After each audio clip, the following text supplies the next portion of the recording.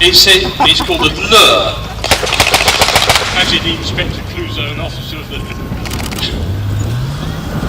An Inspector Clouseau, so it's a light load carrier, it looks air-mobile, is that right?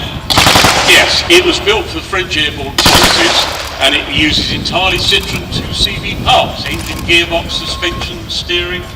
Very lightweight, meant to be airlifted into battle zone, and it could be a multi-purpose troop carrier, load carrier, when it breaks, you just raid your local Citroën dealer and get the parts.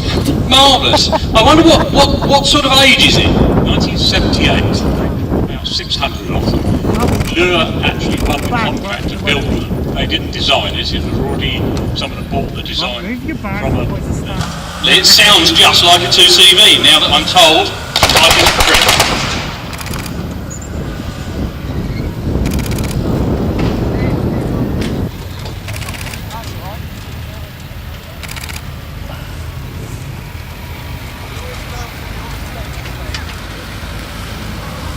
So here we go. I'm going to ask this fellow about this. Is it a Nuffield? Am I right? And I'm sure this fellow can tell me every little detail. I hope he can.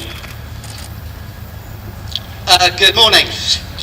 Back in 1943, the British government knew that we were going to go and invade France. And if you remember, they had gliders that went behind the planes, and they had a project to try and get 4 jeeps to a glider. This is what they did. They gave it to a company called Nuffield Mechanizations, who is also responsible for a lot of the funnies throughout the war. The tanks with the flail mowers on the front of them and the inflatable sides so they could float.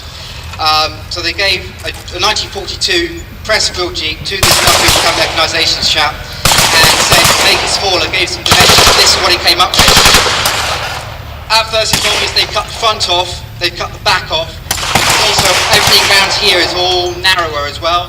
All the dashboard has been changed, and everything inside the engine bay has all been lowered. It's different carburetors, the battery's relocated, the oil filter's relocated, everything's trying to make it lower. The windscreen, although this height is original, but you can... Unfortunately, back in the days, it cost too much money to make it like this. So they scrapped the project, and then the airborne Jeep that you might know was born, where they just cut a little bit off the bumpers and took a bit off the sides. But they made one prototype. And I present you the one prototype that they made back in 1943. Bless it. Thank you very much. So what you're actually looking at is a very, very unique little vehicle. We're very, very privileged to see this here. As always with War and Peace Show, we get things that you don't see anywhere else. Things that come out of the woodwork just once or twice a year and are very special.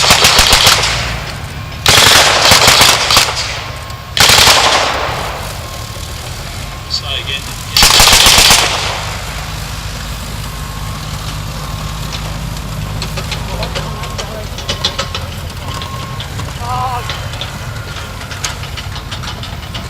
As ever, I've got stereophonic lunacy. I'm trying to talk about vehicles I don't know very much about, and I've got the rest of the arena team taking the piss in my ear.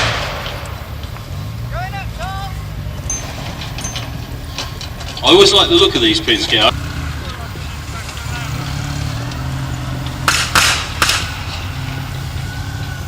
Pin scour, isn't it? Yeah. Can you tell us a bit about it? Yeah, it's travelled out to Afghanistan. We know the history of where it's been. It's used by the army. This can carries 1.5 tons in the back. It's 4-wheel drive. It's got drive up to here in water, up to the air intake inside.